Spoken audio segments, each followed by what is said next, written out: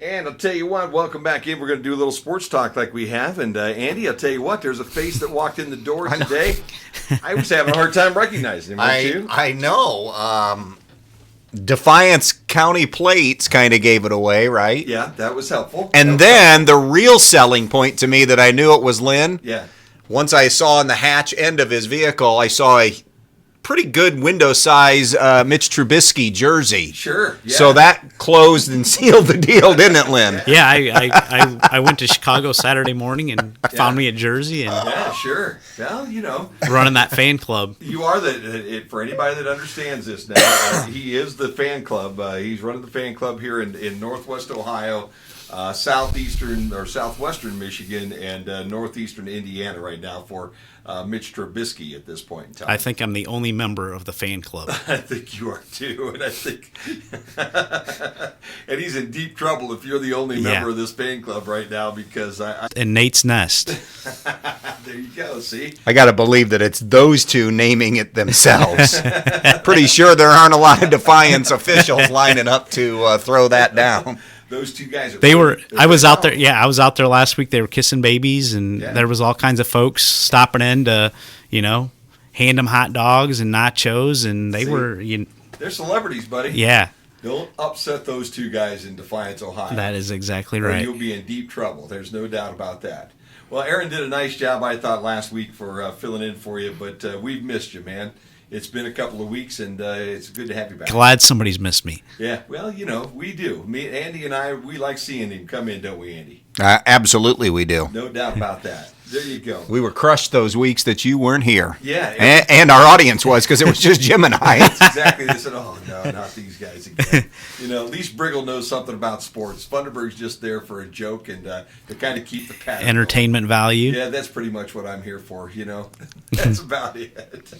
I'll tell you, it was a good weekend. We'll get to the football, I think, here in a minute, but I think let's start with the high school side because it's hard to imagine, Andy, but high school baseball and softball season is coming to a close, and it's only the first day of May. Yeah, we for the softball side of things, they'll start playing a week from today, their tournaments, and baseball starts with Division IV on Tuesday the 9th, and they go Tuesday, Thursday, while Division 2 and 3 both go Wednesday, Friday of next week, the 10th and the 12th. And again, that's all weather permitting. Those are the dates that have been selected. Sure. But yeah, it really is amazing how it's been kind of a stop and start spring, hasn't it, Lynn? And you get a little momentum and play 3 or 4 days, and then all of a sudden you're off 2 or 3 days in a row. Yeah, we'll have to see what happens today. I know I was supposed to cover at Wasion tonight, and I talked to Trent Thomas in email, and they're going to wait till this afternoon and make a decision. I don't know how much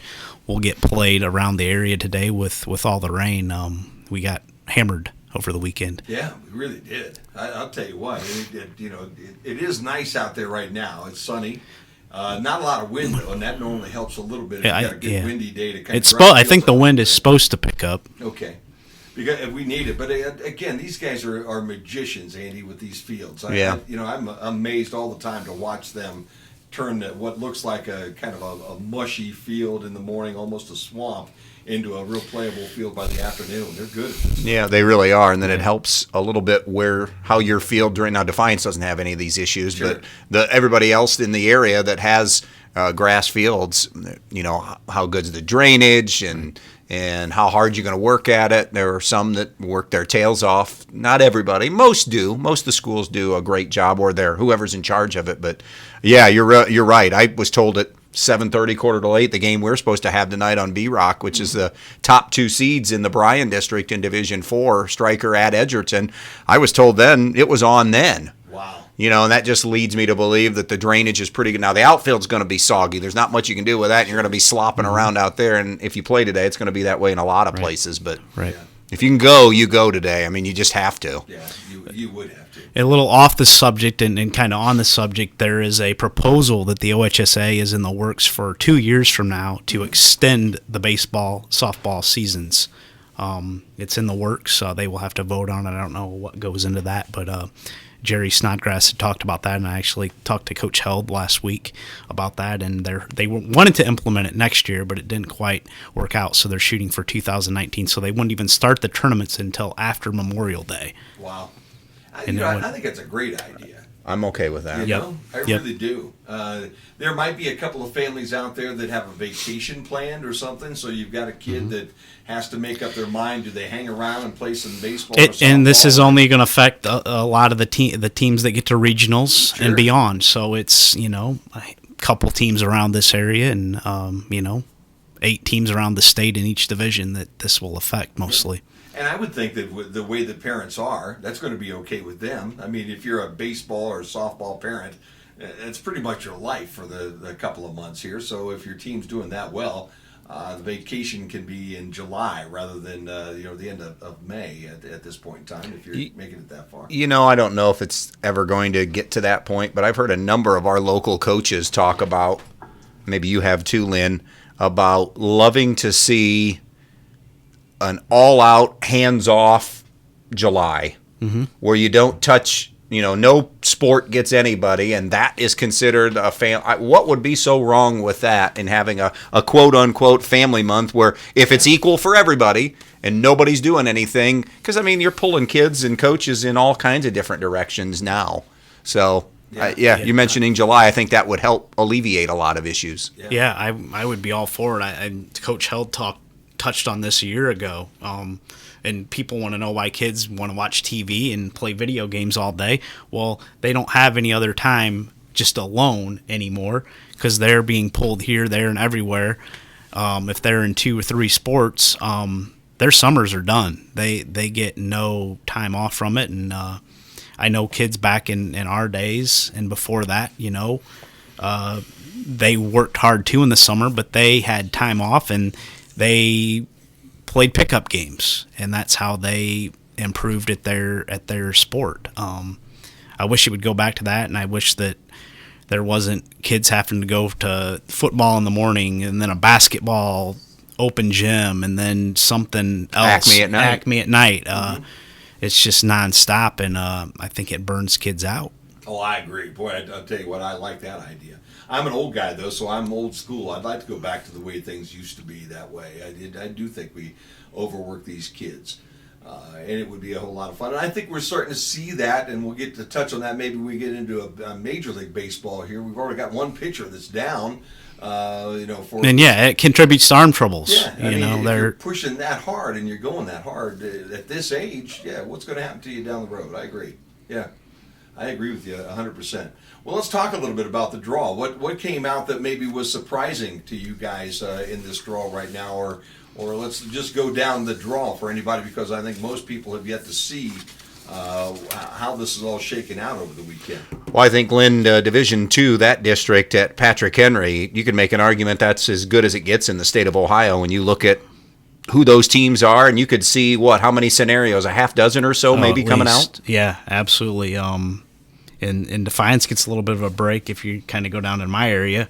They're away from Walpock and Salina, who are in the upper part of that bracket. And Bryan's down there too. They get they're probably going to have to play Defiance at some point if everything kind of works out, or BG. But away from maybe the favorites, everybody kind of looks at is Walpock and Salina, I would think, in the district, even though there are 6-8 teams that you wouldn't be surprised if they got out of there. Bryan's going to have to go on the road, and they're going to have to do something against their first opponent that they didn't do in a doubleheader against them earlier in the year, and that's score. Van Wert shut them out twice, and I don't remember. I was telling Jim and I were talking this morning. I'm not 100% clear if Ethan Langham, their number one, through either of those games. I know it was a non-league game, but they were in the middle of league hadn't started yet, and they were rainouts and trying to get work. Sure. So I was thinking that Langham threw one of those games, and I know they both were well pitched. So Bryan has a shot if they can claw out a couple of runs, but to get to the district, Bryan's going to have to win 2 on the road. That first one's at Van Wert in an 8-5 game, and then the winner would play Toledo Central Catholic. And Toledo Central Catholic is beaten Defiance. I don't know, did they play Bryan this year? I don't think they did. Not did that I'm aware of. No. I don't think so. They're on the schedule, or was one that's either been rained out or one that's coming up. I think they are scheduled to play each other. Okay. So let's go game by game here, guys, like we normally do, because I don't think any of the papers are not, well, I think there are papers that are out right now. But I think for most people right at this point in time, they probably have not seen these draws yet. So let's talk about them. Let's go right down that district bracket. Go ahead, Lynn. Well, Walpock, the top seed, is going to play Woodward. That starts on May 10th, which would be, a week from Wednesday? Is Yes. that right? And then Lima Bath, the 9th seed, will play St. Mary's. Saline is the 2 seed. Walpock beat them just a week and a half ago in a 9-inning game. So both those teams are loaded. Obviously the favorites, but anything can, as we've talked about, can happen. They play Toledo Rogers. Napoleon's the 10 seed. They get Lima Shawnee. Bowling Green's the 3 seed. They get Elida. Defiance plays Wauseon at Defiance. Central Catholic will host Maumee. And then Van Wert's the 5th seed, and they will host 8 seed Bryan. And keep in mind, too, when we say, Lynn has said host a few times in there, for those that aren't familiar or had forgotten, you get home games in the spring. Yep. And nothing happens as far as a neutral site until the district. So it makes the regular season worthwhile, and the fact that the higher seeded team going to get games in their own ballpark and no travel for the first game or two. Sure. And in that one, there's no buys. So, Yeah. And then what do you do if you're a team like a Wapak 1 and a 16 seed? You think to yourself, you know what, I'm going to think we're going to win this game, or do you go with the certainty that you have to throw your number 1 guy because you come back in 2 days later and are playing in the sectional final because of the pitch count? I would think the teams that are playing the really the lower seeded teams, however you want to put that, I would think they would go to their 2 or 3 guy, but you got to get there too. It's just skippers have a different approach on all that, and sometimes it doesn't work out and sometimes it does, and coaches are second guessed, and you got to go in with a plan. And my philosophy on that is to, when a game that you are a heavy favorite, go with maybe your second or third guy and save your number 1 for the next game. They're going to play Lima Bath or St. Mary's, who has seen them already. So you need to have your ace out there, I would say, for that game. Yeah. Are we done with the regular season, or will we still have some regular season games? No, we're not even. Fill right through, right? Is that? Yeah. Now, does the pitch count again once you hit tournament? That all applies too. Yep. If you've got that regular game stuck in the middle between a tournament game, maybe on a Wednesday, and then another tournament game on a Friday, let's say, and you've got a Thursday game with a non-league opponent or a league opponent even going in the middle. That I don't know. It's difficult. And at this time of the year, tournament always is going to take precedent for coaches over even if you go get a regular season title, you're remembered for your tournament run. So you throw your 2 or 3 or your 4 in that tournament game if you have to. Sure. Well, you're already seeded, I guess. So now that's all not part of the equation anymore. You're not trying to win to be able to get a higher seed. Yep. But that's never made sense to me. Okay, we're going to play Wednesday in the tournament, and then, oh, by the way, we've got so-and-so coming in on Thursday, and then we're going to play again on Friday. Well, it makes it hard then if you get eliminated, and you got to turn around and come back, and kids got to get right back up and play, and you got to get motivated. That's where I like that state rule that potentially is coming in, where tournament starts after regular seasons. Yeah, I think that makes a lot more sense at this point in time. Yeah, I like that idea a lot. So, Lenny, I know you've got a vote. You and Andy probably both have votes of some sort, so get on the phone, man, and call these guys and get this thing taken care of. Do our best. You've got pull. I've got no pull whatsoever. I've only got pull with the guys selling the concessions because I'm a big concession stand guy. So if I want Milky Ways in there over Zagnut bars, I could probably make that happen at some places because I eat enough of them. But past that, I have very little pull. All right, let's move on, guys. That is what was that division? D2, Patrick Henry District. D4 out of the Bryan District. Stryker got the 1 seed and Edgerton the 2 seed, and they actually got buys. These games are May 9th and May 11th. Okay. The May 9th games are North Central at Pettisville. That's an 11-10 game. Fayette at Ayersville in a 14-3 game. And Toledo Christian at Antwerp, that's a 9-8 game. Peeville North Central winner would play Stryker in a sectional final, and then that Ayersville, Fayette, Antwerp, TC winners will play each other. Lower half, Edgerton plays the winner of Emmanuel Christian at Hicksville, and then on the bottom half of that entire district bracket, Holgate's at Patrick Henry, and Eden is at Hilltop, and then those 2 winners will play in a sectional final at the higher or the better seeded teams facility before going to the districts the week of May the 15th. So that's Division 4 there in Bryan. Wow. Okay. Out of the first two that we've talked about right now, who do you guys like coming out of these two? I mean, who's playing the best baseball right now? Lynn, I'll let you lead off with 2 while I look at 4. How's that? I think I'm Division 2, the Patrick Henry district. I think you have to go Walpock is the favorite. They beat Salina. They're loaded, but now Salina has a kid that throws 95, a lefty that's probably going to go in the first round of the Major League Draft. So he is there. Salina's got a chance. Defiance is not hitting worth a lick right now, but it's baseball, and you'd never know. Bryan beat Defiance already. I know Ethan Langham pitched in that game, and the way Defiance is swinging, he can quite possibly shut them down again. So that one's hard. I think if you were a betting man, you would say Walpock. Okay. And Andy on the D4 side? Probably I would lean towards Stryker because of that 1-2 punch of Brody Schock and Colton Benson. You can come back with a number 2 that's pretty solid in that sectional final or in the district. I mean, it gets to that point where you have to play 2 games within 3 days of each other. Stryker would still have to get past Pettisville and North Central. And Peeville beat Stryker already. That's one of their 2 losses. And then a team to keep an eye out on, I think, is that 3 seed Ayersville. They're going to get an easy game against Fayette. They're going to be favored and probably get through against Antwerp TC winner, although Antwerp is improved this year. And then an Ayersville Stryker game. I would look at that maybe as your team that is going to be the regional representative. In my opinion, probably that Ayersville Stryker upper half. Edgerton solid with Carter Connect on the mound. They have a win over Fairview. That's their best win. Okay. And then I think there's a little bit of a fall off then from Carter as the number 1 down to their number 2. So I just like the balance of Stryker's 1-2 punch. And then Ayersville's got these athletes and kids that have been down this road before in multiple sports, including baseball, a season ago back in the regionals. So those would be the teams I would lean towards. That makes a big difference. I It think, does. On the high school side, getting that confidence a little bit, or having that confidence as a program. Maybe you weren't the guys that did it, but you watch the guys before you do it, and it just does help with the swagger a little bit. Right. Ayersville just doesn't have that dominant pitcher that maybe they've had the last few years. They have a bunch of okay, 3-4 guys, and maybe a 2.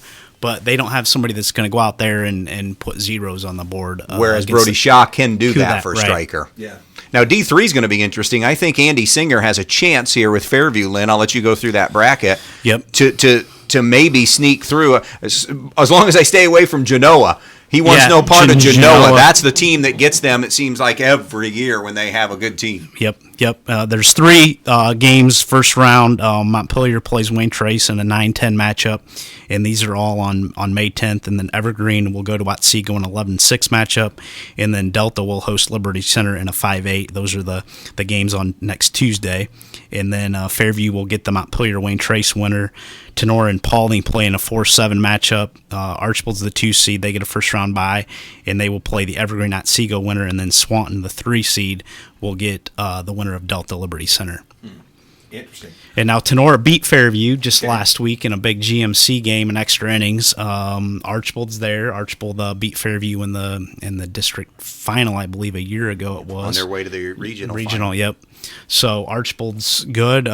Swanton has kind of tailed off. They started off, I know, pretty hot, but I think they've tailed off a little bit here at the middle portion of the season. But I think you kind of look at those top 3-4 seeds, Fairview, Tenora, Archibald. I think any of those could get out of there. Okay. I would agree with that. Pretty much in agreement there? Yep. Okay. All right. Any other brackets that we're dealing with? That's pretty much it for baseball. I think that's our most local ones. Yep. Yeah. Okay. How about softball? Do you have the softball brackets there, Andy? We'll spend just a minute or two with those. Yeah, I do. I know if you're a Golden Bear fan, the baseball team, which has always been a sterling program and still is a good program, has kind of taken a backseat to the softball, the ladies here the last couple of years, and the Lady Golden Bears, I know, had a better season and are, I believe, seeded, as you told me there, Andy, this morning. They're the 4 seed in a very, very difficult Miller City district. The 1 seed is Wapakoneta. Defiance is the 2, Napoleon the 3, and then Bryan's a 4 seed. Bryan will host on May the 12th at 5 o'clock either Lima Shawnee or Salina. It's all WBL matchups in the opening round. Bath against St. Mary's, Kenton against OG, Van Wert Elida, and Shawnee Salina. Defiance plays the winner of Bath, St. Mary's. Napoleon gets the winner of Kenton and OG. And as we said, Bryan will play the winner of Shawnee and Salina in Division 2. That's out of the Miller City district. And that's the Bryan game will be a home game. Yes. Totally right. Yep. So a home game to get to the district. So that'll be an interesting situation. I know neither one of you guys really spend a lot of time with softball in the spring, but any opinions there on the team coming out? Wapak, definitely. Defiance can hit. Their ace pitcher was injured in the offseason, Taya Castillo, and they've not had her all season. They just don't have that dominant ace. Now they can really hit the ball, but it just depends on, can they score enough runs? That's been kind of their MO this season, is they have to score a lot of runs in a lot of games. And but Wapak has the dominant pitcher and that sort of thing, and heavy. I would say a pretty heavy favorite. Now Defiance plays Wapak tonight. They were supposed to play on Friday, but it got rained out, so they will play tonight. That's for the Western Buckeye League championship game. Okay. Pitch counsel in softball? Nothing. Okay. Nope. Because of the motion, basically. Motion is natural. Is not really more of a natural throw. Yep. Yeah. And I'll tell you what, I've got to tell you that, and I said this the other day, and I think I surprised somebody. I was talking to somebody who was a Defiance College baseball parent, okay? And I made the comment that doing the college games back in the day, I enjoyed doing the softball games more than the baseball games, and it looked at me like, you got to be kidding me. But the game, especially on the college level, it just moves quicker. It's a fun game to watch. When you get to a college baseball game, it almost becomes like a major league game at times. You're sitting there waiting. At the softball game, boom, boom, boom, boom, boom. Things are moving really quick. So I've always enjoyed the softball side of things, and I don't think I could hit either one of them, so it doesn't really matter to me. Give me a much bigger ball to at least give me a better shot maybe at hitting these things. But it should be an interesting tournament. Any other teams that you've got the brackets for them? Division 4 is wide open in the Bryan district, I think. I mean, Edgerton got the 1 seed. Fairview got the 2. Hilltop the 3. And North Central the 4. I could literally see those 4 seeds holding up and being the district teams. Okay. I don't foresee very many upset chances. Maybe that Liberty Center, because I think Liberty's going to beat Emmanuel Christian in the opening round, and then they would play North Central. That's a 5-4 game. I could see Liberty Center knocking North Central off and being the 5 team, but I don't see Eden or Toledo Christian beating Fairview. Stryker probably won't beat Hilltop, and Edgerton, and Stryker hadn't won a game yet this spring, and Edgerton gets the winner of Pettisville Montpelier. I mean, Edgerton is well coached, and they're hitting the ball pretty well. Mm-hmm. I really don't have a prediction there. I really could see any of those top 4 or 5 seeds making it out of Bryan and getting to the regional. Yeah. In that particular case. This was supposed to be, by the way, in Division 3, a down year in Archibald. Okay. Joe Frank stepped aside. Yeah. Andrea Thiel came in. They got off to a 500 start. Mm-hmm. Mm-hmm. But not in the NWOAL. They have control of that at 5-0, and they're playing much better softball, led by Alyssa Ziegler, kind of showing the way in her senior season. So Archibald's a team to keep an eye on, as always, in Division 3. Yeah. Playing for the, I believe, outright league title tonight at Wauseon, if I'm not mistaken. Well, yes, they're a game 6-0. Yep, they will be. They would get at least a share. I think they already have a share. They were a game up on Bryan going into the Friday games. I know that. I'd have to double. It was like 5-0, 4-1. Yeah. But yes, they're on their way seemingly to another title. Yeah, that's a good group of athletes over there on that Archibald side, isn't it? Huh? Yeah. They really are. They're playing extremely well, no doubt about that. All right, I think we've covered pretty much high school at this point in time, guys. Do we have any more brackets there on the softball side? Pretty much does it for us. And Andy, your ball game tonight on B-Rock? We hope tonight. It looks good by now. Yep. Stryker Edgerton. Now, the thing when you get in these games is you're not going to see either team's best arm tonight. Sure. Maybe to close the door. You get a close game, and you might bring somebody in to shut the door, depending on your matchup, who you have tomorrow in the league. I think Edgerton plays Holgate, tomorrow, and that would be, they could... Yeah, they have Tenora on Thursday, which if Edgerton would beat Tenora, they would really throw the GMZ into a log jam. There's a bunch of teams with 2 losses. Okay, very good. But Stryker, I haven't seen Stryker's lineup yet, but we won't see Brody Schock or Colton Benson on the mound tonight because Stryker, I believe, has a BBC matchup tomorrow. So obviously the conference would take precedent over that because they're on top right now in the BBC. So, but still, two really good teams, and we talked about they're the top two seeds in that Division 4 district. So should be a really good matchup this afternoon over in Edgerton. Yeah, that'll be a fun one. But what time's first pitch? 5 o'clock. So 5 o'clock on B-Rock this afternoon for some high school baseball. High school to be with you this afternoon? He will, and he'll join me tomorrow. We got a good non-league tomorrow if the weather holds out. Fairview at Bryan, and what should be a really nice matchup tomorrow. Fantastic. All right, guys, I think we've covered the high school scene right now. We need to step away for some ONN news. You're listening to Sports Talk here with Lynn Grohl and Andy Briggle on the Q 96.5 FM.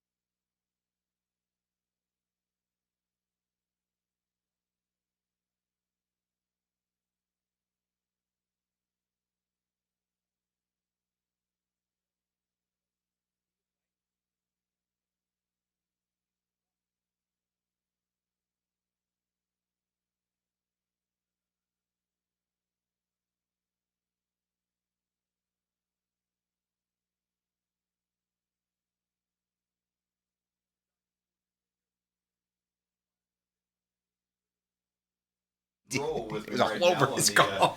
On the stream and on the radio here, and we're talking sports. And if you could only be here when the microphones are off, guys, that's anytime that you come back and you hear chuckling going on, anybody listening ought to go, darn, I wonder what they're talking I about. wish we were flies in the wall. The stories off the air are better than the on the air stories. If you could just turn that around a little bit and allow people to hear some of the stories that we're talking about. I think the show would be more listened to. But I don't know that we want to quite do that because some of the tales that we're telling are best kept between the guys. Here. Kept in these walls. I think you're right. I do believe it 100%. All right, let's change the focus to Major League Baseball right now, guys. Things that are sticking out to both of you guys, both of you big baseball fans. I know, Lynn, you're a Reds fan. Andy, a Dodgers fan. I mean, what's sticking out, not necessarily with your teams, but just in baseball in general right now? What about you, Lynn? I don't know. I think the Mets start has been a little bit baffling. I mean, their Syndergaard, I know, went down with some sort of an injury. He was getting an MRI, I believe, today or sometime this week, and they have just not started very well, which has been a little surprising. The Yankees have played great. All these young guys that they have gotten in trades. I mean, they've made a lot of trades the last few years, and it's sometimes that's the way to go. The Cubs did it. The Yankees are doing it now, and wow, they got some big-time young studs that can hit for them.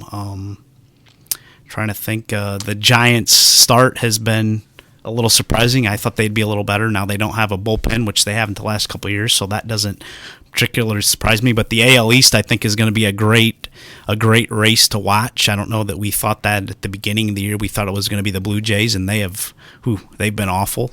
Yeah.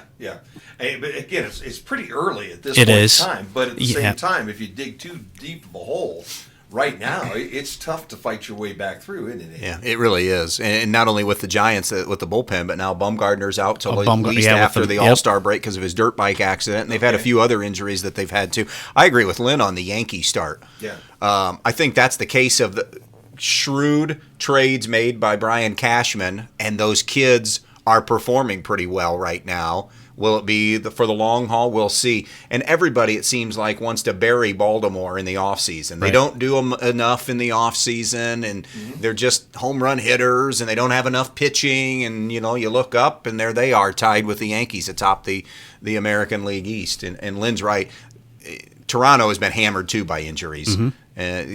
Can they dig themselves out of this early hole right now, I think is an interesting scenario. Yeah. And the Red Sox are there. I mean, I would think they are going to be around now. That whole thing with Baltimore drove me nuts.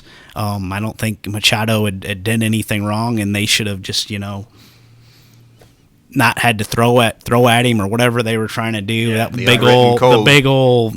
I mean, he wasn't trying to injure Pedroia on that slide. It was just kind of a freak thing, and I think everybody in baseball gets a little too, big for their britches and thinks, oh, well, they hurt one of my guys, we're going to bean him. Well, he didn't do it on purpose, so that was much to do about nothing in my mind, and kind of bugged me a little bit about the Red Sox. They get a little whiny about stuff, it seems like, over the years. And you had a great note on the Mets. Noah Syndergaard. Yep. Why doesn't somebody in that organization step in and make that guy get an MRI before he takes the mound yesterday? I mean, there was no MRI. He complained of something Tuesday, in his last start, right before it was an emergency start for Matt Harvey. He is as much a part of their future. Somebody needs to step in and make him get that MRI. Yeah. And now who knows? What's a lat strain knock you out if, in fact, it is a lat strain? Yeah, I don't know. I mean, you pray that it's nothing more serious than that. I don't know how serious that is. I'm not a expert or a doctor or anything like that, but they need to really watch him. He's he's the golden arm for that organization, really. Yeah, no doubt about that. The Indians started a series tonight with the Tigers in Detroit. Again, it's early, but whenever the Tribe and the Tigers get together, that's always a big series. Cleveland playing better too here of late. Got the series win over the weekend against Seattle, and Detroit got a much-needed win yesterday against the White Sox after dropping 4 in a row. That's a division that right now you've got the White Sox playing solid. Will they do it over the long haul? Minnesota had a pretty decent April. Kansas City's been abysmal. They end with, 9 straight losses. So AL Central is going to be interesting, and Cleveland right now getting pitching all around. I think that bullpen has not given up a run in the last 22 and a third or something like that. So the starting rotation we thought was going to be there, and that's what made Cleveland so good last year is it was an incomplete pitching staff, and they're pretty good right now. Yeah, that's going to be fun. It's early. Again, we're only first day of May, so plenty of baseball left to be played, but it's off to a pretty good start, I think, for everybody. How's the Dodgers doing? I haven't really paid Better. any attention to them. Better. They had a good series with Philadelphia. Had a pretty miraculous comeback on Saturday night. Went back to back to back, and then ended up that tied it, and then ended up winning it on a ground ball that they called a hit. Probably should have been an error that won it, but they're still finding their footing as well. Dealt with some injuries, and I don't get too jazzed up because Colorado always gets off to a hot start in April, and I want to wait and see where they're at, come Memorial Day. So, so far, it's been okay. Yeah, okay. Well, that's good at least. Reds were okay to start the year and then fell on some hard pitching time. has finally come back to earth and kind of what you expected out of them. Yeah, they're going to be the Reds this year, aren't they, huh? That's just where it's going to be. So if you're an Ohioan, you might as well turn your focus to the team up north right at this point in time if you want to root for somebody that has maybe a chance to go deep into the playoffs again this year. Well, that's fun. Well, we'll move from baseball to football because we started this whole thing by announcing the fact that Lynn Grohl basically has started the Mitchell Trubisky fan club here in Northwest Ohio. All right, your Bears. They're the big 3-day event that it is with the NFL draft, and I'll tell you what I've got to say right now. I love the draft. Okay, I started years ago when it was a 1-day event on ESPN, and they crammed it all together, and I'd take a day off and actually watch the whole thing, and they moved through those picks in like 3 minutes at a time, bang, bang, bang, bang, bang, and it wasn't the big production. I'm getting tired of the production end of this thing and the commercials. Holy mackerel, man. If you watched that draft the other night, every time you took a breath, you were playing 2 commercials. Right. Well, just to show you how much I care about, I used to be like you and watched every second of it. And Thursday night, was watching a baseball game, and it was about 8:45, and I thought, oh, the draft was tonight. So I flipped it over to ESPN and saw the Bears drafted Trubisky and a couple other things. I'm like, I'm going to go back and watch some baseball. Yeah. So that's how excited I get about the NFL draft. All these experts get on there and they talk about this and that, and it's like college recruiting. You don't know until they get on the field. There are mock drafts up now for 2018. Yeah, and it's just become too much of a spectacle, and you just never know. Yeah. I mean, I don't think Mitchell Trubisky is going to be any good, but who knows? I hope he is. Yeah, well, again, and that's what we talked about before. If indeed this guy takes you to 2 Super Bowls, then nobody's going to really care too much about whether you traded 3-4 draft picks to move up 1 spot on that first round. But right now, that was the news, and oh my goodness, did the Chicago Bears get hoodwinked here by the San Francisco 49ers? And this year, it made no sense to me when there were so many good defensive players. Yes, and that's what the Bears need. They need secondary guys. They need linebackers. They need defensive linemen. It just wasn't the year to go after a quarterback, especially I've seen him play a couple times, and to be honest with you, I wouldn't draft him at all. So that just goes to show you kind of what I think of. He just never really showed me much, and if I look at a college quarterback, I don't need to see the combine stuff that they do and their pro days that they do when they have some receiver that they've thrown to a million times and they do 10-yard little routes and 20 yards out. No, they went 45 of 45 in their pro day. Well, big whoop. Yeah. You, I, and Andy could have went out and done the same thing. Yeah, exactly. They're not throwing in a game situation. There's not a 350-pound lineman in their face. That's what I want to see. Can they throw a 30-yard out from the right hash to the left sideline? Right.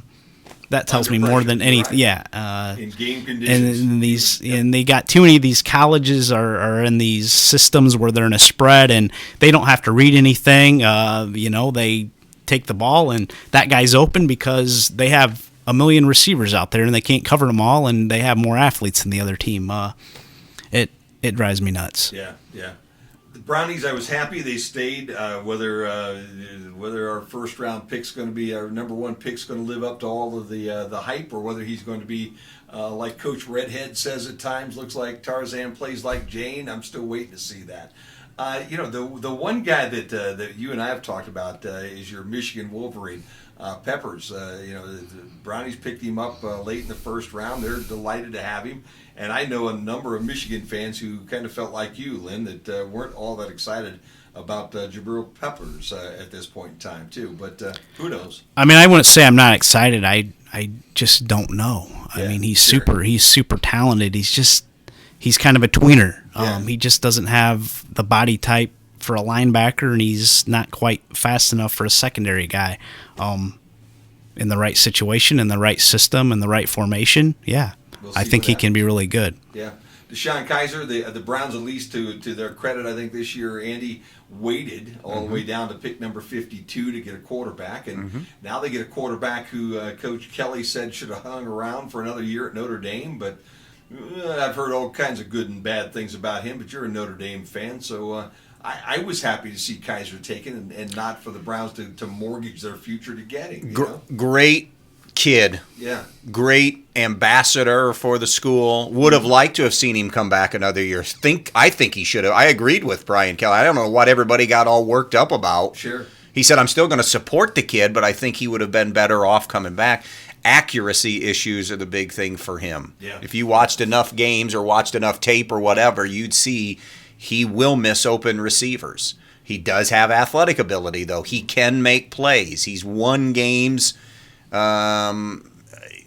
He snatched victory away on a few occasions too, so he does have a little bit of a flair for the dramatic. Now, I don't think he's going to be asked to come in and start day one, I'm sure, right? Well, I hope not. That's what I'm So, hopeful because of. he's not Yes. ready. Right. He isn't ready. But he's a smart kid that really did make improvements from when he got recruited there to when he left there by leaps and bounds, because he was not necessarily in their plans right away. Sure. And still probably wouldn't have, had Malik Zaire not gone down the year he Right. went down in game 2, he was not going to be a starter. Right. So that's the thing. He needs more seasoning. He's only been a starter for, not even 2 full years, because that was in game 2 of that season. So for where they got him, I think it's good value. Yeah. And you didn't jump and grab somebody at 1 or trade up to get him at 5 or whatever.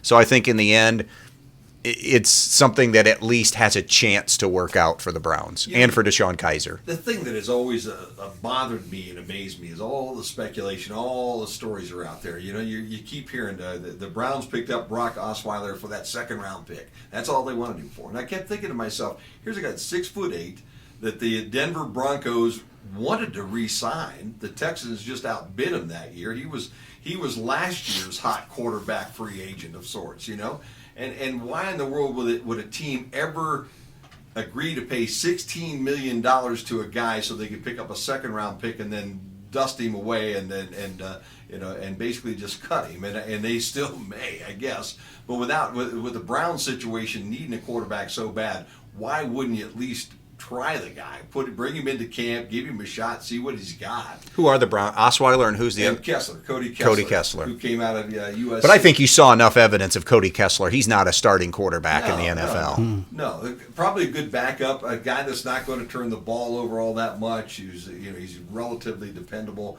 but again, he's not a first. I don't think he is your first string quarterback when it comes down to it. And Osweiler, who knows what he is? Again, he's still a young guy. Might as well give him a shot, especially for a team like the Browns that needs a quarterback. Period. And all that information that was going out, it's the old Trump thing. All the bad info that's coming out the whole time. I was getting tired of that, so I'm happy that that's in the rearview mirror. Your Titans, how'd they do from your opinion? Well, their objective, it's clear and obvious, get Marcus Mariota more help, because they went 2 wide receivers, they went running back, they went tight end, and there's an offensive lineman that was picked late. They did have a couple of defensive picks, a linebacker from UCLA, and then DB Adoree Jackson from USC. So they did get Corey Davis from. That might be the one where you say, do you use a number 5 pick on him? I really, truly think they wanted to and tried their darndest to trade back. Sure. But I think everybody was trying to trade back in this draft, so they thought that Corey Davis was the best of the big 3 wide receivers that got picked. And so far, this GM has hit home runs in his now 2 years on the job. So until you see a bust or 2 happen, you have to trust that they made the right call. I'll tell you what, he's a good one. I saw him several times, and on any stage, the young guy can play, catches almost everything you throw at him, good size, good speed. I wouldn't mind seeing him end up in an orange jersey. That's for darn sure. Mariota's got to be the happiest quarterback, though, young quarterback out there, though, knowing I got more weapons to work with now. And you got to believe he's going to improve this next year, too. Stay healthy is the big thing for him. You bet. There's no doubt about that. Guys, it's always amazing how quickly this all goes. We've got a couple of minutes left. The NBA gets into round number 2 here tonight. Just quick thoughts real quick to wrap things up. I know the Cavs and the Raptors. I wouldn't be surprised if the Raptors don't take the Cavs, Len. I don't see that happening, but I haven't watched the dribble of NBA of the playoffs in the NBA yet this season, so I don't know. I say Cavs in 6. Unless the Cavs just somehow tank, I don't see any way that they would not. And I can't. The Warriors just look too darn good. That's a darn good basketball team. They are good. How do you bump those guys at all on the western side at this point in time? But the Cavs get started tonight against Toronto. Boston looked pretty good yesterday. They took care of business. Good rally after a slow start. Yeah, and you got to just be amazed by Isaiah Thomas. I mean, that kid's 5'8" tall and just absolutely goes out and dominates. And playing through some pretty horrific family pain too, away from the floor. And then they knocked a tooth out in the early part of the game yesterday, and this kid still came back and played. All right, guys, thanks for coming in. Again, one last time, Andy, you've got baseball tonight and tomorrow night on D-Rock. Stryker Edgerton tonight at 5 and Fairview Bryan tomorrow night at 5. Mr. Grohl, what's going on down at the Defiance Crescent right now on the sporting side? Big softball game between Defiance and Walpock tonight at Defiance. I'll be over at Wauseon with Archbold over there. Archbold's playing for a league title over there. Fantastic, man. Good having you both back in the fold here on Monday morning, 11 o'clock. With that, we'll wrap things up. Don't forget, On the Throttle's coming up here right after the noon news today. We're going to talk some motorcycle racing, and we're also going to talk a little beer with the guests that we have with Dwayne Hancock coming up here in just a couple of minutes. Thanks, guys, for being here. We'll talk to you next week. Thanks for joining us.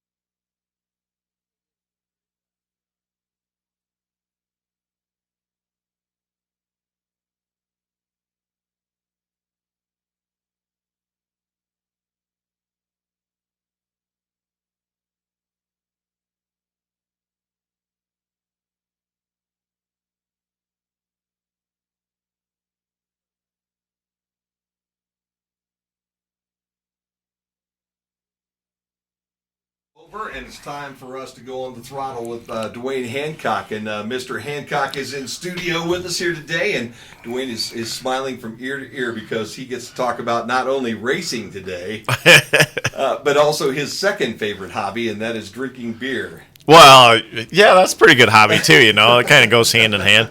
I can't say on air what they say my favorite T-shirt is, but it's something beers and big right rears, There you go. You can figure it out if you're what rhymes, kind of.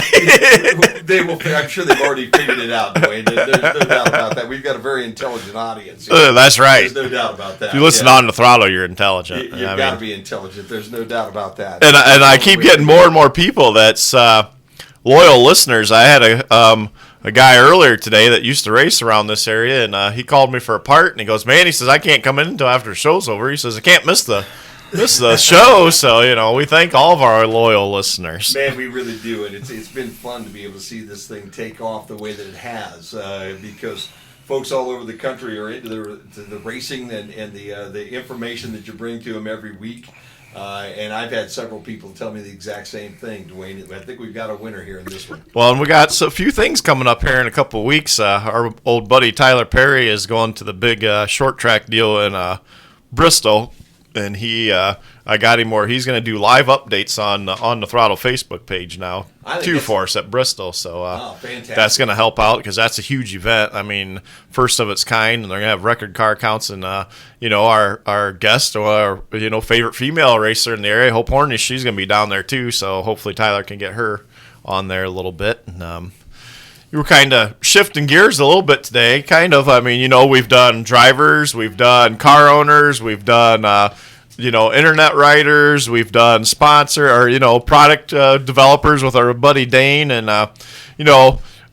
today our guest, he's a huge motorcycle racing enthusiast, has many motorcycles of his own, even imported a Triumph racing bike. And a friend of mine forever, and his passion for his motorcycle racing's kind of spilled into his business a little bit. Mark Young's our guest with Two Bandit Brewery over in Hicksville, but you go to this business, this brewery, and you have beer and food, and there's motorcycle racing pictures, there's motorcycles, real motorcycles in the business, and that. And Mark, welcome aboard. Well, thank you, Dwayne. It's a genuine pleasure and an honor to be here, and I really appreciate it. Now, we've known each other for a long time, and I've always, kind of gave you, I guess, crap to say about two wheels, these bike racers. But no, seriously, I mean, you pull in, you see your Triumph sticker on the back, MotoGP sticker on the back of your car, just like all of us, short track fans, or But I mean, you've been to MotoGP races and stuff, and I mean, it's a big passion of yours. Yeah, it is. Like you with dirt track. I mean, road racing is something that's very near and dear to my heart, and like you said, very passionate. I have been very fortunate that when the MotoGP Circus, which is an international race, they were in Indy for 8 years, and my wife and I were able to go all 8 of those years. And of those 8 years, 3 of them, we actually were fortunate to have VIP tickets. So we actually got to go into the pits, meet a lot of my heroes, and it was nirvana, to say the least. Well, and of course, you met Danny Pedrosa. That's the only thing that really matters. Yes. I got to meet Danny, and there's a kind of a running joke between Dwayne and myself about Danny Pedrosa.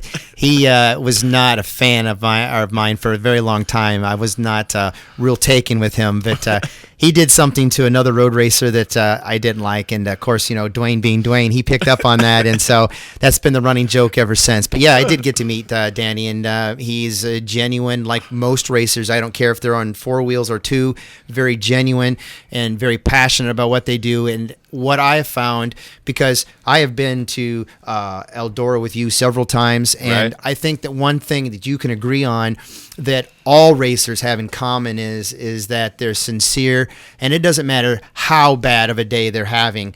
They always have time for their fans, to chat with them, to sign an autograph, to get a picture. Yeah. every time.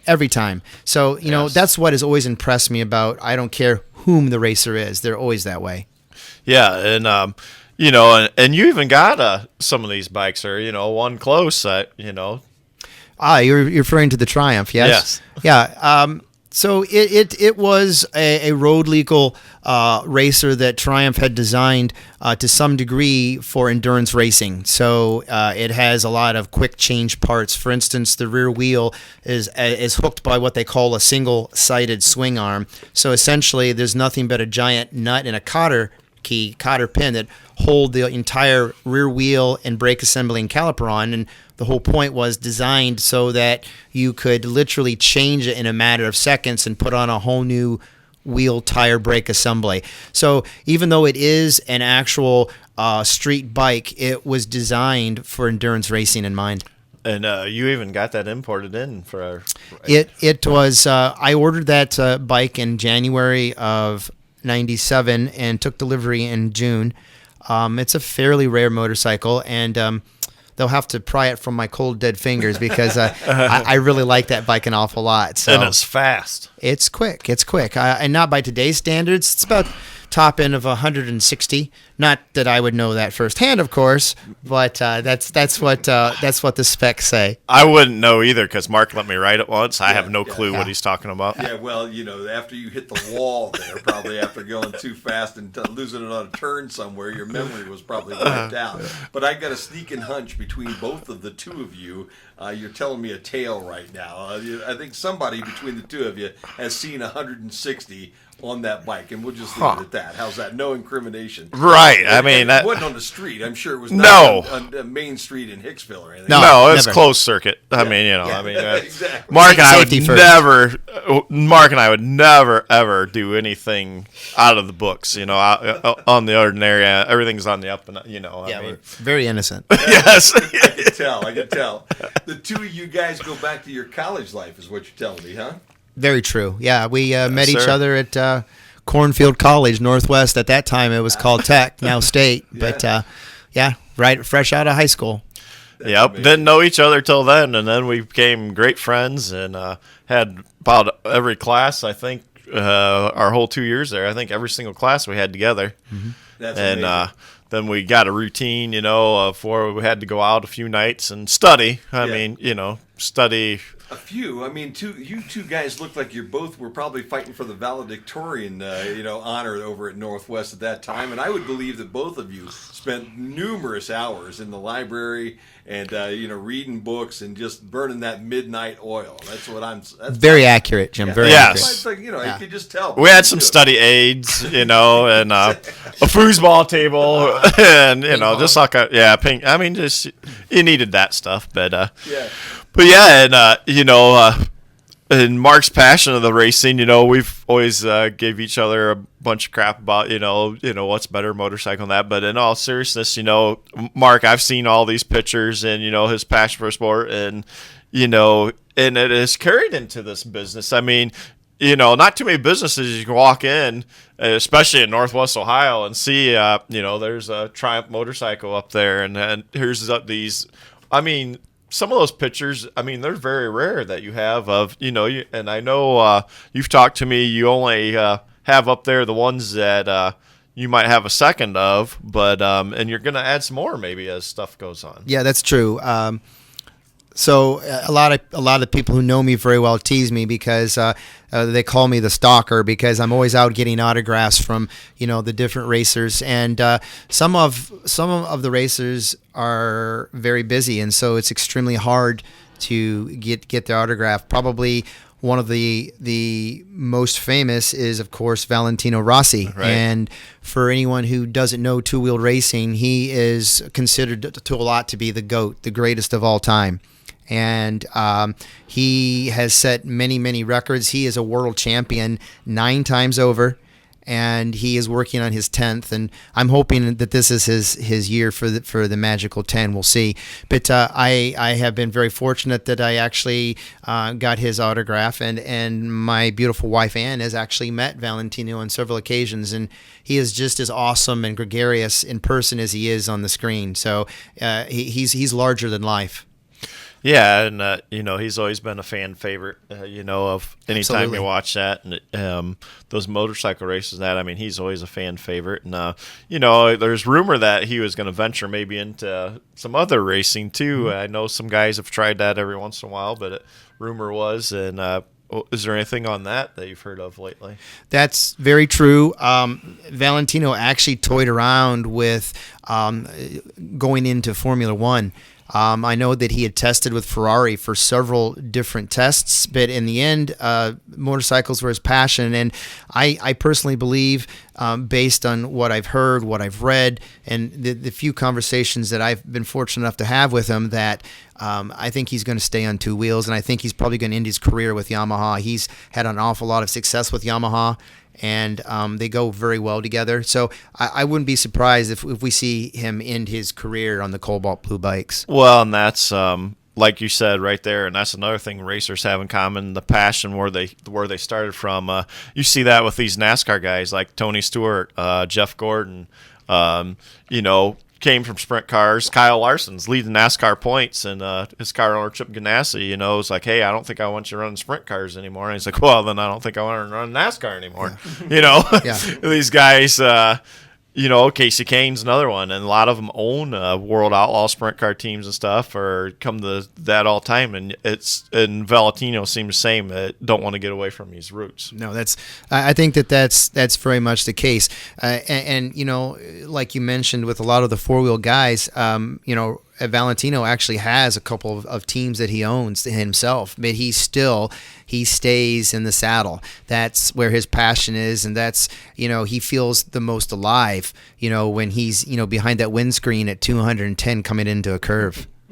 Yeah, with just a piece of leather, on your leg or your... And that's, I'll tell you what, that is the thing that has always amazed me, Mark, is you do watch these guys racing, and if you're racing any of the automobiles out there, at least you do have some protection around you. Yep. When you watch the motorcycle races, as Dwayne just pointed out, it's just you, a helmet, and a little bit of leather between whatever you're racing on at that point. Yeah, going is so 200 true. miles per hour. Yeah, Right. That is so true. I have literally witnessed them, in the straight down at Indy, in practice. And the last year they were there, the Ducatis were pushing 212, 214 before turn one. The technology, though, just like on the motorcycles themselves, the protective technology has grown by leaps and bounds. They actually have airbags incorporated into the leather suits now. So literally, they're tethered to the bike, and if they actually leave the bike with a high side or a low side, literally the airbags inflates literally in milliseconds, and it protects around their neck and their shoulder blades, that type of thing. Also, I think what's really noteworthy. Most of the leather suits aren't cowhide, which you would guess. They're actually kangaroo hide. And reason being is that kangaroo hide is about 3 times more abrasive resistance than cow. Really? Yes, absolutely. They're actually form fitted for each rider. They're actually stitched specifically for each rider, and one of those suits goes for roughly about $10,000 to $12,000 just for the suit themselves.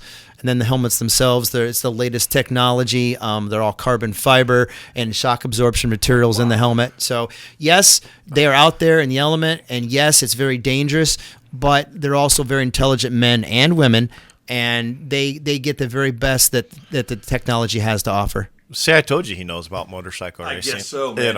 How did you get involved with the motorcycle and the racing, Mark? Is this part? Dwayne tells a story an awful lot about his family going to the racetrack. Mm-hmm. Same thing on the motorcycle side for your side. Well, there's a lot to that, and I personally believe that a lot of things in your life are environment based, but I also think that a lot of it's in the DNA, if you will. And my grandfather rode, my father rode, and I ride, and I always enjoyed competition on two wheels. I have to give credit where credit is due, and when I met Dwayne, and he's always been so passionate about four-wheeled racing, and it kind of almost energized my own passion for the two-wheeled side of it, So, I mean, as I gotten older and, you have a little more expendable income, I was able to go to a lot of these races, like, for instance, the MotoGPs that when I was a young man, I would have never been dreamed of affording to do so. So, yeah, to answer your question in a long-winded way, it's been in my family for generations. Yeah. So, absolutely. Mark Young is our guest here today. We're talking motorcycle racing today, 2 wheels instead of 4. And I know every time I say that, Dwayne just kind of shivers a little bit. Yeah, I know. It's like, hey, we're an all-purpose racing show, Yes, That's why we started this for everybody. I mean, we had drag racers on here, too. I can't say much as they sponsor the show, but, Speaking of sponsors, man, On the Throttle is brought to you by Lob Auto Parts, Suburban Auto, AJ Door, Brian Ford, Jason Deeks Customs and Collisions, Trailers and Trailer Repair, Fast Forward Motorsports, and Brian Ford Lincoln. And, man, I'll tell you, we need to step away right now and pay a couple of bills. Dwayne Hancock has a guest today. His name is Mark Young, and we're going to start talking about the other side of Mark's business when we come back right after this time out On the Throttle here on Q96.5.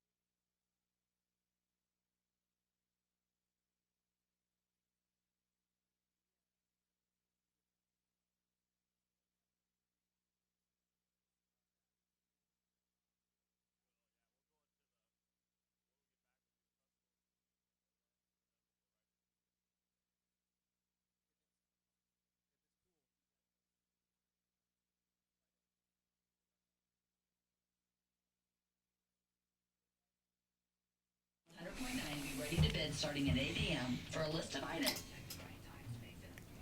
And we're back here On the Throttle. Dwayne Hancock and Mark Young here today. And we're talking racing and brews here, both. And we'll talk racing a little bit more before we get into That's right. my favorite subject.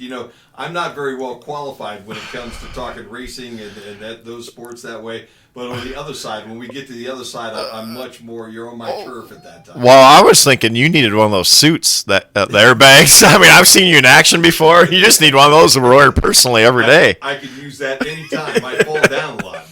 You've not been around me much. I go down quite easily for a big guy, and a suit like that. It would certainly protect you for certain. But, and one thing, and so far, our live audience that has messaged me and stuff, everybody's listening and liking the show, and so far, so that's great. I love to get feedback while we're on the air too. And on this deal, this motorcycle deal, your passion has started what you call a festival of speed that you've put on at your house for the last 3 years, where you have like bikes, from all over. You even had a racing bike with sidecar, I believe here One of your 2 years friends ago. came, Yep. a couple years ago, and was lighting up the streets a little bit with that. And I know that's something you're still planning on doing, but we're going to talk a little bit more of the Two Bandits Brewery. I think you're going to maybe implement something like that over there in Hicksville with this new adventure with you with the brewery company. Yeah, Dwayne, that's very true. So what we have at our home is called the Festival of Speed, and it's kind of paying a little bit of homage to, there's a huge bike car enthusiast show in England called the Goodwood Festival of Speed, and literally it's a lord that has a castle, and he opens up his grounds to anything with a motor and wheels. Is his last name Funderburg? How did you know? Vonderberg. Yeah. Vonderberg, yeah. But it's grown to literally hundreds of thousands of spectators, and they have sponsorship from a lot of manufacturers, and it's phenomenal. And it's a hill climb up to the top of the hill where the castle is located. I mean, it's like something out of a fantasy, and you have vintage old Bugattis and Ferraris mixing it up with modern Formula One cars. You're familiar with Mopar Under Glass, right? One of the Hemi Cudas. They had one of those there a couple years ago. Really? Absolutely. And racing greats from both sides of the pond are there. I mean, it is, if you ever have the means to do so, I would highly recommend it. You won't be disappointed. So, our Festival of Speed obviously is a far lower key atmosphere, but it's still a lot of fun.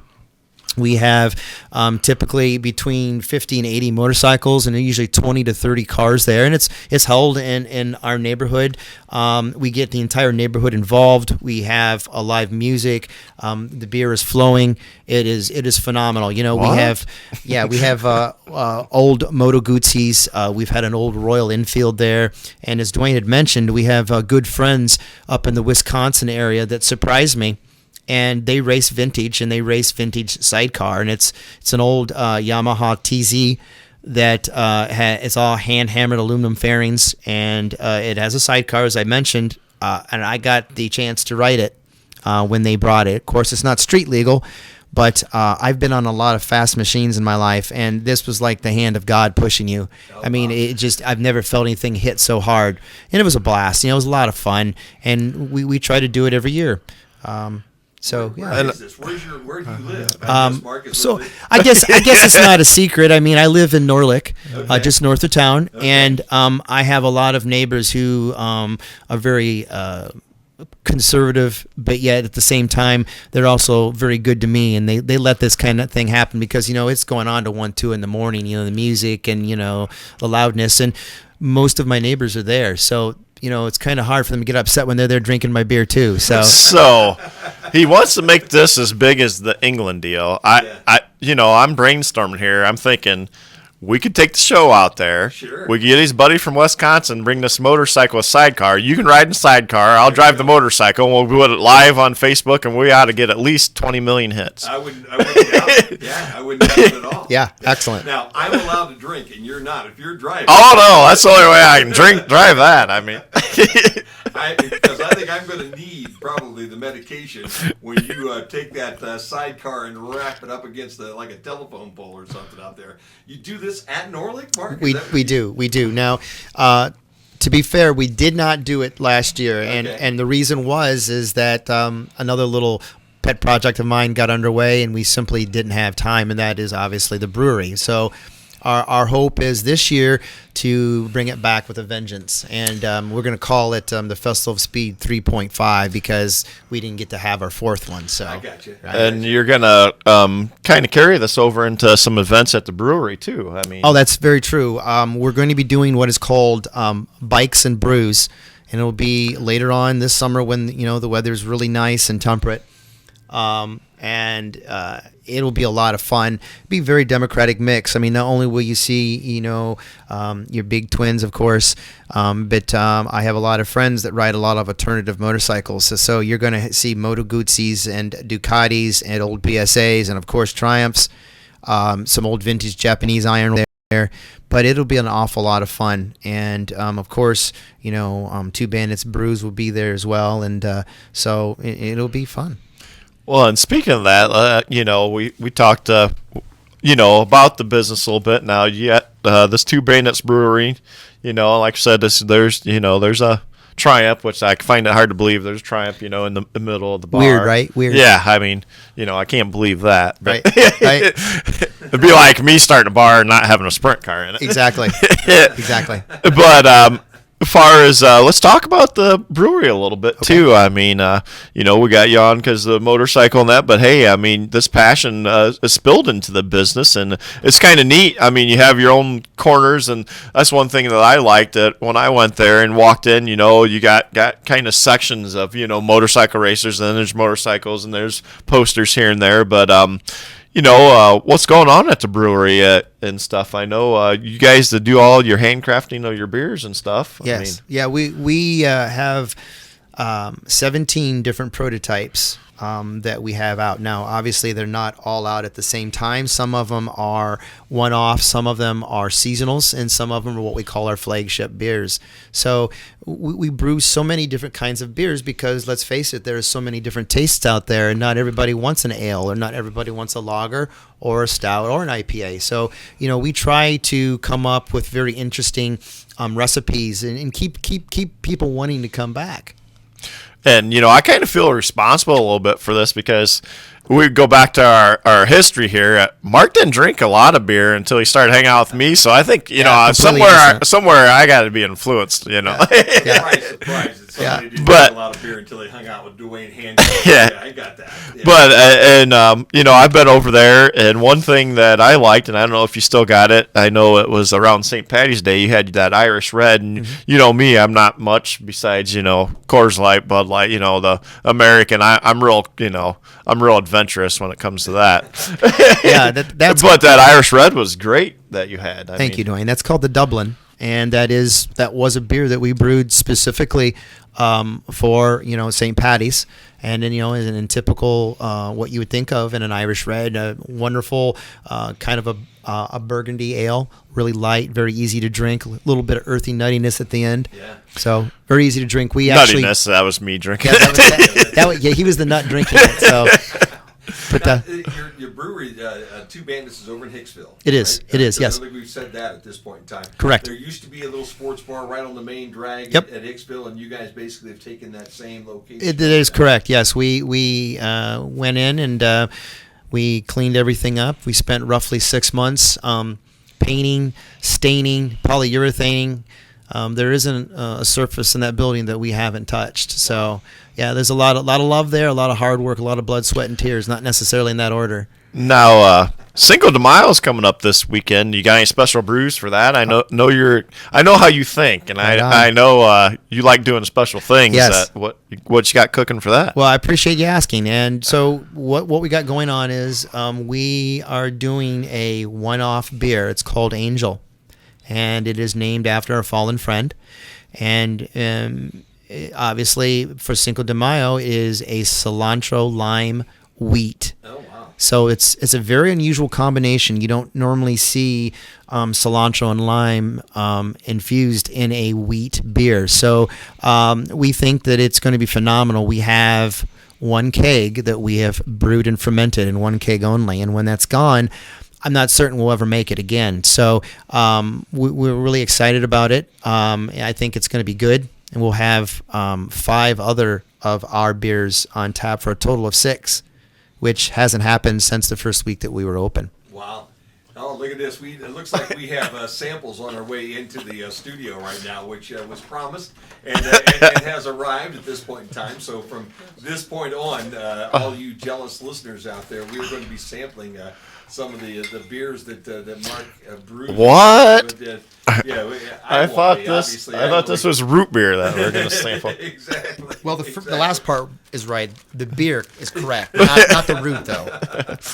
What is it with Norlick? Because you guys brew beer in Norlick Place out there in Bryan, Ohio, too, man. I think I was out there with Chris Weeks one day where there was a brewing group going on out there. I'm not sure whether you're familiar with those guys or not, but there's another guy, Greg. I can't think of Greg's last name.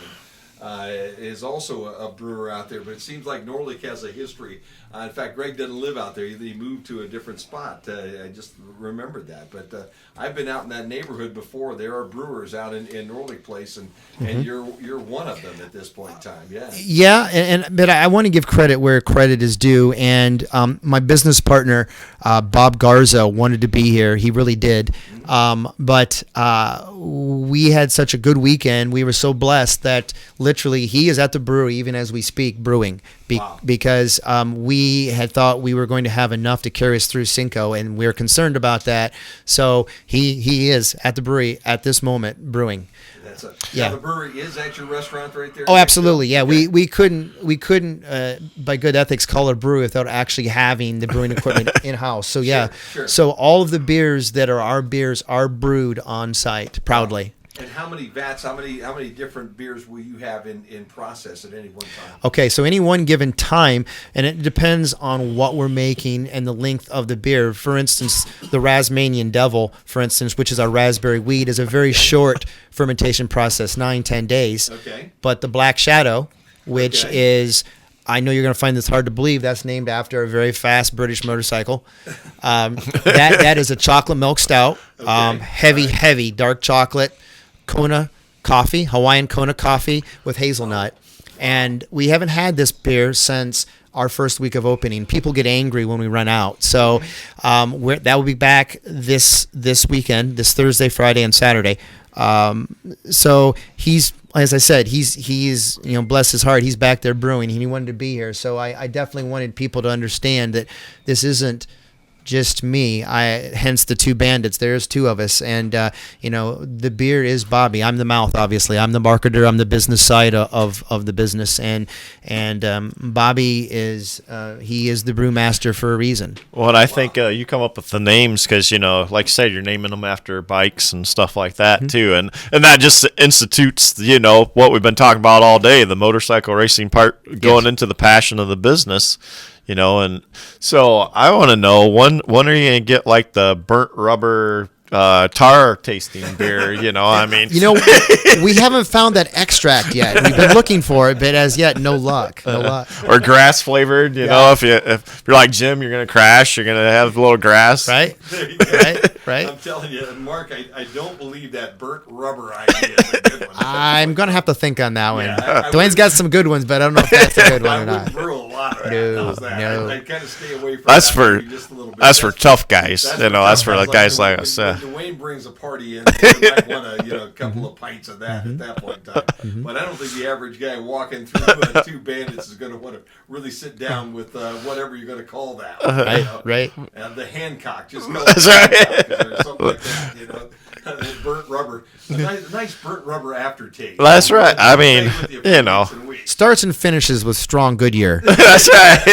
Exactly. That's terrible. Well, and we've been talking a lot about, obviously you're a brewery, but you've been talking a lot about the beers, but you got good food there too. I mean, I'm my nice slim physique that I have, I kind of like food. And I've been over there, and you got some good dishes too. Well, thank you, Dwayne. So we have a saying that you come for our beer and you stay for the food, and it's what we call comfort pub grub. It's things that you would find that go so well with craft beer. We have a duck burger called the "Are You Ducking Kidding Me?" And it is pure duck. Both our executive chef and our sous chef are butchers, and so the meat is butchered and cleaned and ground fresh every day, and it's a patty, of course, and you have smoked Gouda on it along with avocado, arugula, and fresh heirloom tomatoes. And humbly, everyone who's ate it said it was the best burger that they've ever ate. So they practically purr. So I guess we're doing it right on that one for sure. I guess so, yeah. And, here's some of our, listener feedback. Our old buddy Dane Miller says for it to be a Hancock beer, pretty much, it's got to be dirt inside your beer from the dirt races. So he says he wants Mark to work on that. Or we could call it rubber and mud. Yeah, I mean, that tastes like a normal one to me if it had dirt in it. I mean, so you could get a lot of dirt track fans. We're on to something. Yeah, here. maybe. I like this, man. Mark Young with us today from Two Bandits Brewing Company. We're talking motorcycle racing and we're talking beer. Time for us to step away, guys, one more time here to pay the bills around On the Throttle. When we come back, we're not going to say anything, but I think we'll all be a little more hydrated when we come back at that point in time. We're going to actually get a chance to taste a couple of beers that have come over here from Two Bandits. It's 20 minutes before the hour, 1 o'clock. You're On the Throttle with Dwayne, Jim, and Mark here today. Northwest Ohio's largest.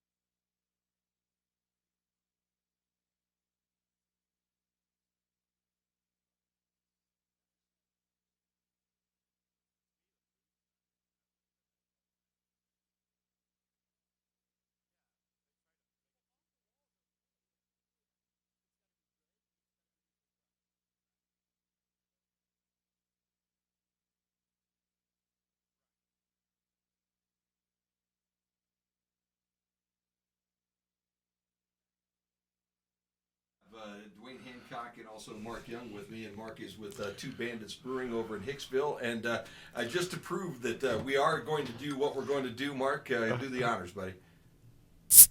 There you go. I've never heard that sound. What does that Yeah, sound? Dwayne went, what is happening What is that? here? Yeah, I mean, I'm not sure exactly what's going on here. I'm not sure how that works. But part of the program today is talking racing, and I do want. I'm sure you got some results that we're going to get to. We do. The day is over here, but right now Mark is opening up one of the products that he brought with us today. Mark, what are you going to sample here first? Well, this is one of the first stouts that we developed, and it's called the Outlaw. And in typical stout fashion, it's a very wonderful dark beer, and I always tell people jokingly, never be afraid of the dark. So you got heavy coffee in there, you're going to have some chocolate tones, and it's going to be almost kind of an earthiness that blends everything together, a little bit of vanilla cream in there. Very easy to drink. We aim to brew very smooth. And you named this after World Outlaw sprint cars, right? Yes. See, I was intrigued by the name already. I'm like, that's what I want. Actually, the Outlaw was named because, obviously we're two bandits, so Sure. Outlaw, Okay. Bandit, kind of just made sense, you know. And That is a very delicious beer. Thank There's you. No doubt about it. Thank you. Sometimes you can get them to the point where they're just a little too heavy, a little too hard.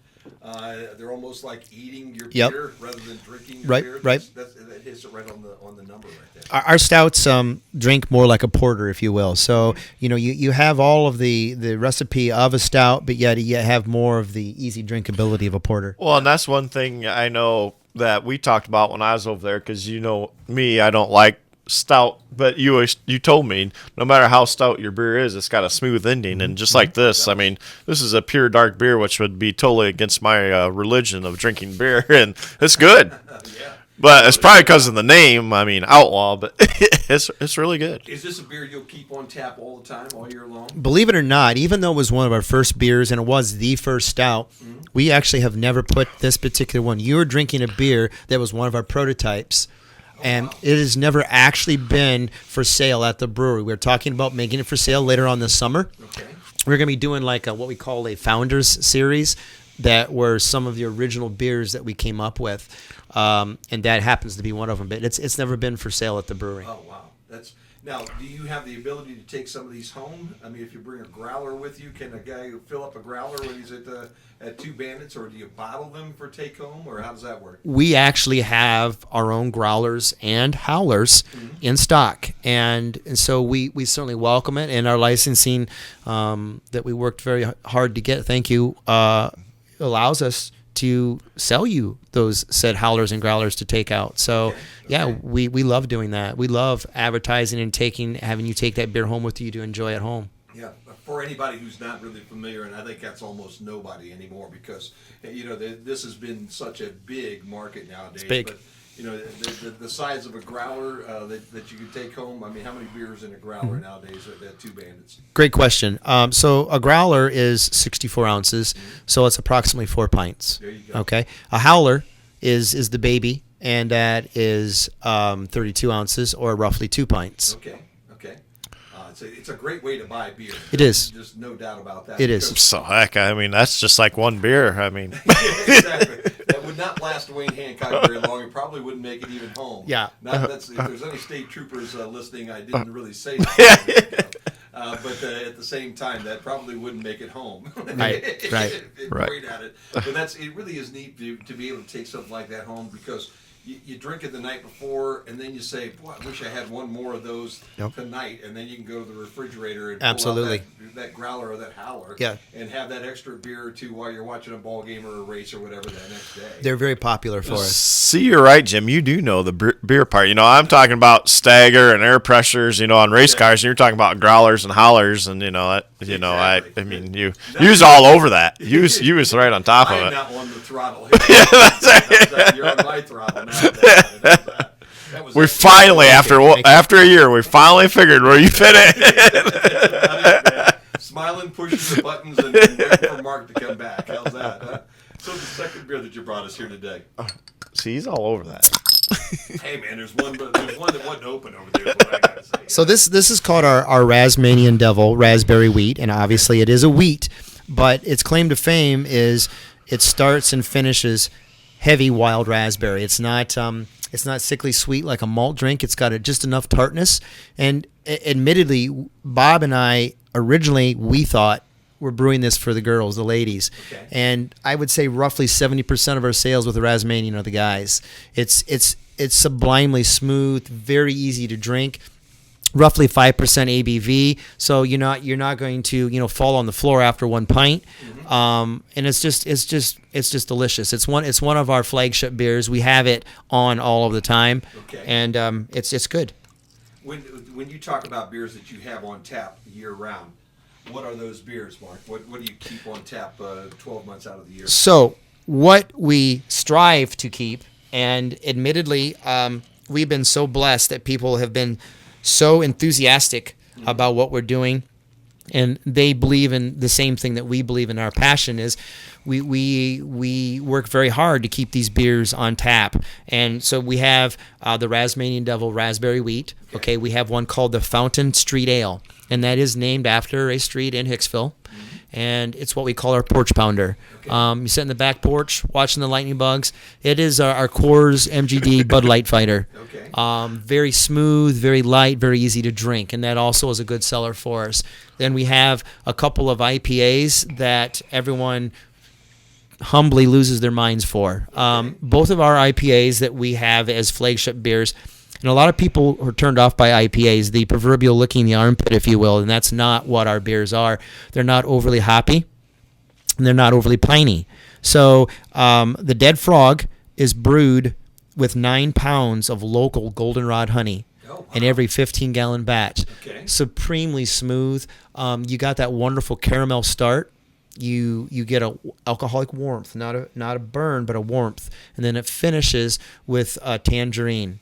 The Dead Frog is a double IPA. It is our most powerful beer.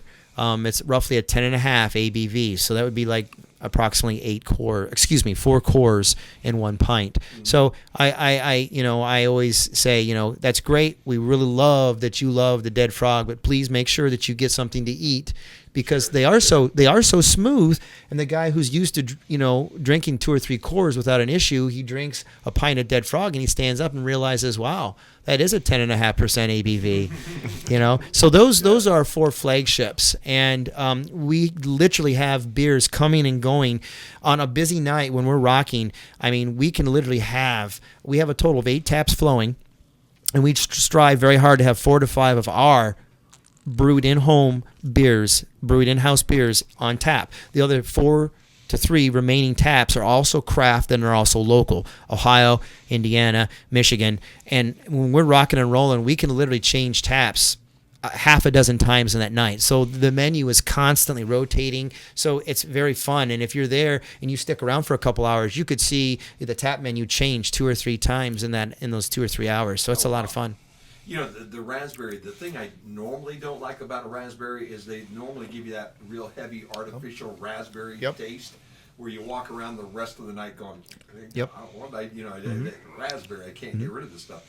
This is so smooth and so tasty. The aroma is really nice. It is. It's wonderful. And I'm normally not a guy who would drink a raspberry type beer, but I could see myself, especially on a nice warm summer night, easy to drink. Oh, these would go down very easily. Yep. No doubt about that. Yep, for certain. Wonderful, wonderful taste. Oh, I'll tell you what, Dwayne, what do you think, buddy? I think they're good. I think I kind of like this porch pounder deal, that he's talking about. I mean, that might be something I might be able to take to the racetrack. We might have a market there too. Yep. I think so. It could be. They could put your face on that thing. Well, that could be too. Out on the porch, Dwayne Hancock, with a porch pounder in his hand, feet up on the rail, there watching things. I think that would work out extremely right.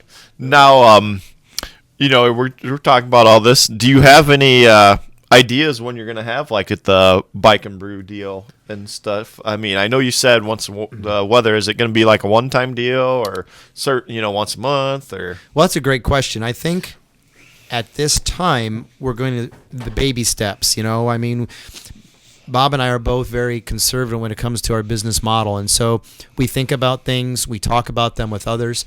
I'm a firm believer in to find success in this world, you surround yourself with successful people. Mm-hmm. And that being said, I consult our webmistress. I consult a lot of the people that work for me at the brewery. I speak to people such as yourselves to make decisions like this. And for the first time, it's going to be a one-off just to see how things roll. Right. I have a sneaking suspicion that, people around here love motorcycles and they love beer. So I think that's going to be kind of a home run, if you will. So if it goes well, we'll definitely bring it back. Yeah. That sounds great. Two Bandits is open how many days a week, what hours, those types of things? Right on. We're open 3 days a week. The 3 most important days, which is Thursday, Friday, and Saturday. Mm-hmm. Thursday, 5 to 10. Friday and Saturday, 5 to 11. And if you don't mind me mentioning, this Saturday, we're going to start our summer hours, in which we'll be open 3 to 11 on Saturdays. Okay, wonderful. Yeah, no. That's why you're here, man. We really are interested in that, and I'm sure a lot of the folks listening to us right now are interested in what your hours are and what you're doing. Outside of the duck burger, some of the other menu items that you have. Right on. So we've got a burger called the True Grit. So aside from the duck burger, all of our burgers are 100% Angus. Like our beers, our food is craft, and we firmly believe in doing things right. Our catchphrase is passion, craft, quality. And so the True Grit is 6 ounces of Angus beef. We have a jalapeno brat that we fillet, open up, set on top of that. Then we put onion rings on top of that, then fried pickles, then fresh arugula, then a fresh heirloom tomato on top of your onion bun. So it's a home wrecker. It's pretty awesome, and we do very well with that. We also have probably our best-selling menu dish is called the pulled pork mac and cheese, and I think. Dwayne, did you have that when you were there? I might have just sampled some of that. Dwayne, I think, was pretty happy with it. The pulled pork is smoked in-house for 14 hours. It literally melts in your mouth. And the mac and cheese is queso cheese. So it's a white with the cheddar. It's just a little bit of zip, and it's perfect with your beer. And, we do very well with it. We have a dessert called 3 Sheets to the Wind. Okay. It's baked in-house every day. And it's a sheet cake, and the frosting is made with the Rasmanian Devil raspberry wheat and amaretto, and people really like it. That's fantastic. Well, I'll tell you what, it is delicious. The beers, I'm giving them the BB Murray 2. That's right. The Forks two. up, man. That's that BB Murray for you here right now will give you 2 forks up for your beer. There's no doubt about that. And it sounds like the food's every bit as good. Thank you, Jim. Can't wait to get over to Two Bandits Brewing, Dwayne. Appreciate that. I've been there, and like I said, I like to check it out. Well, one, because Mark's been a good friend of mine, and just this whole racing aspect of it too. That kind of hits me. I like places, and I've been to a few racing bars, and I think the one I've seen closest to Mark's was in Wisconsin that had more, that might have had more paraphernalia and that hanging all over than Mark's, but it's pretty neat, and it's not cluttered with it either, so you can still have your atmosphere of other things, and that's what's kind of neat about it is, yes, it has a racing theme, and yes, but it's not overkill. That way, you're not just focused on one thing like that. And I think he kind of did that on purpose. I appreciate that, Dwayne. We did. My partner Bob he's an ex-Navy man, and so we always want to pay homage to the men and women who've sacrificed so much so that you and I and we can sit here and talk about beer and racing. So because of Bobby's Navy background, we have an awful lot of Navy paraphernalia as well. So it's kind of when you walk into the brewery and if you know Bob and you know myself, then Two Bandits Brewing Company. Yep. Wonderful. Hey, we're just about ready to run out of time, Dwayne. So I know. Let's get into a few racing results here before we end everything up today, because it's been a lot of fun to have Mark here. The beers are wonderful. Okay. It's been great talking motorcycles and also food and beer today, but the other side of On the Throttle is we try to give shout-outs to the guys who are racing around the area as well. Yeah, and believe it or not, one race in the area did get in Friday night, Plymouth, Indiana, which I don't know what was wrong with me. I must need my head examined. I last year I went and it rained everywhere but the racetrack, and it did it again this year, and I sat at home. So I guess I don't know. Somebody told me that it was getting old, but I just think it was just dumb. But anyways, they had the World Outlaw Sprint cars over there, and David Gravel picked up his 5th win of the season with them. And former NASCAR star David Stremme, he's from up South Bend, Indiana area, which isn't far from Plymouth. Made a rare hometown visit and took home the UMP modified win over there Friday night. And that's really the only thing we got in over the weekend because, Mother Nature messed with us a little bit. But that's kind of resulted into more racing this weekend. Friday night, you got the fast sprint cars over at Attica Raceway Park. Right now, the forecast looks great for the weekend. And Saturday, they go over to Fremont. And the MSCS non-wing sprints are at Montpelier, Indiana. Saturday night. Then Sunday, rained out from this past Sunday, is the Jig CRA race at Bearfield with Hope Hornish that we had as a guest a couple weeks ago. She's going to be over there. That race is at 2 o'clock on Sunday. They practice that during the day on Sunday. Then actually Sunday night, for brave people like me that might get a little crazy on Sunday, Kokomo Speedway in Indiana is racing sprints and midgets on Sunday night. So if Bearfield stops in time or gets over with in time, possible somebody could go to 2 races in one day. Not anybody that we know, though, right? Well, That wouldn't be you, would it, Dwayne? No. Well, see, I didn't get to go last weekend, so what you're seeing is probably going to be a Friday, Saturday, and maybe 2 on Sunday. It's withdrawal. Right. Exactly. I understand exactly that, Dwayne. No doubt. That's right. I cleaned and didn't go to races this weekend. I did stuff around the house that I needed to do for like 10 years, so something happened. It's racing withdrawal, I think. It's time to get out and get at it again this weekend.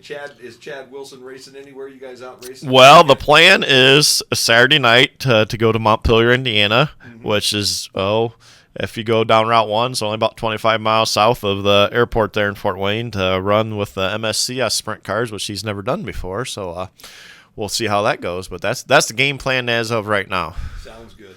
That's going to wrap it up today for On the Throttle. Mark Young has been our guest from Two Bandits Brewing Company over at Hicksville. And Mark, wonderful products. Thanks for stopping by. Thank you, Jim. I really appreciate this. Best of luck over there. And I think a lot of folks are going to stop over and see you because the beer is excellent. The food sounds wonderful. I think you're going to find yourself at home. It's Thursday, Friday, and Saturday. You guys are open right now. One more time with the hour. Yes, that is correct. So Thursday is 5 to 10. Friday is 5 to 11, and new summer hours on Saturdays, 3 to 11. So we'll be there, and it's a blast. It's a lot of fun. I've got a lot of great people that work for us, and I think you'll be pretty happy. Well, it's On the Throttle approved now, and all of Right our on. listeners, they all have to be there now. If you're coming over this way, you got to stop at Hicksville at Two Bandits Brewing Company. No doubt about that. On the Throttle again, brought to you as always by Lob Auto Parts, Suburban Auto, AJ Door, Brian Ford, Jason Dietz Collisions and Customs and Trailers and Trailer Repair, Fast Forward Motorsports, and Brian Ford Lincoln. And we'll be back again next Monday right after the noon news here on the Q.